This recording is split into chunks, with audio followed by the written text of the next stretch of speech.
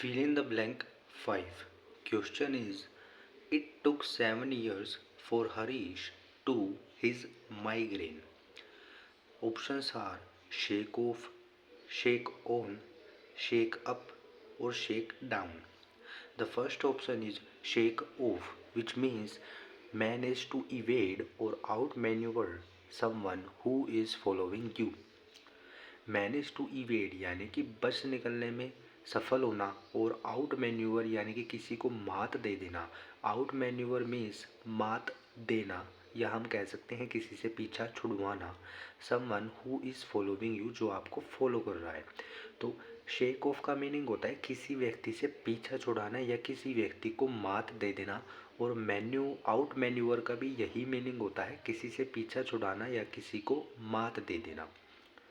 The second meaning of shake off is recover from illness, यानी कि बीमारी से रिकवर होना, बीमारी होने के बाद यानी कि पुनः ठीक होना, बीमारी के बाद पुनः ठीक होना। ठीक है। So the question is it took 7 years for Harish to his migraine, यानी कि माइग्रेन यहाँ पर एक बीमारी है, दिमाग की बीमारी है। तो यानी कि वो कह रहा है कि हरीश को 7 साल लग गए रिकवर होने में, माइग्रेन से रिकवर होने में। तो हमारा जो ऑप्शन यहाँ पर फिट बैठेगा वो हो जाएगा शेक ऑफ, क्योंकि यहाँ पर इलनेस से रिकवर की बात कर रहा है वो। तो शेक ऑफ का मीनिंग होता है रिकवर फ्रॉम इलनेस। ठीक है। तो हमारा जो फर्स्ट ऑप्शन है shake off will be the right answer for this question. यहाँ पर वर्ड आ जाएगा shake off. The first meaning of shake off is manage to evade और outmanoeuvre someone who is following you, यानी कि किसी से पीछा छुड़ाना या किसी को मात दे देना। The second meaning of shake off is recover from illness, यानी कि बीमारी से पुनः रिकवर होना या ठीक हो जाना, बीमारी के बाद ठीक हो जाना। Next is shake up. Meaning of shakeup is a large change in the way something is organized, यानी कि किसी चीज़ को किसी तरीके से व्यवस्थित किया गया है और जिस तरीके से उसको व्यवस्थित किया गया है उस तरीके में बदलाव आना। ठीक है। यानी कि किसी the way of doing something में बदलाव आना। ठीक है। With the way of organizing something में बदलाव आना, यानी कि किसी चीज़ के करने के तरीके में बदलाव आना। ठीक है ना। शेकअप का पहला मीनिंग होता है किसी चीज़ के करने के तरीके में बदलाव आना। और शेकअप का सेकंड मीनिंग होता है टू अपसेट समवन, यानी कि किसी को अपसेट कर देना, किसी को नाराज कर देना।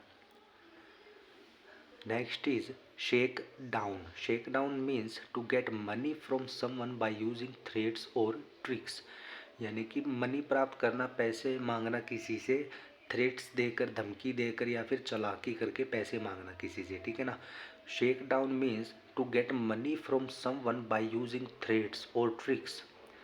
The second meaning of shake down is to search a person और प्लेस केयरफुली, यानी कि किसी व्यक्ति को या किसी स्थान को केयरफुली सर्च करना। ठीक है ना। उसकी छानबीन करना केयरफुली। ठीक है। तो shake down has two meanings. The first meaning of shake down is to get money from someone by using threats और tricks, and the second meaning of shake down is to search a person और place carefully. Third is shake out. Shake out is a noun. We use shake out as a noun. It means a difficult economical situation. Difficult economical situation in which people lost their jobs and unsuccessful business closed down. Shake out is a noun which means एक economical situation, एक difficult economical situation जिसमें लोग अपनी job से मतलब जिनकी job नहीं रहती है और कोई बिजनेस है, अनसक्सेसफुल बिजनेस है जो कि बंद हो जाता है, यानी कि वो ठीक से चलता नहीं है तो वो बंद हो जाता है, यानी कि ऐसी सिचुएशन हो जाती है। एक इकोनॉमिकल एक ऐसी सिचुएशन हो जाती है जिसमें लोगों की जॉब चली जाती है या बिजनेस बंद हो जाते हैं। ठीक है ना। तो shake out used as a noun, okay, so which means economical situation in which people lost their jobs and unsuccessful business closed down.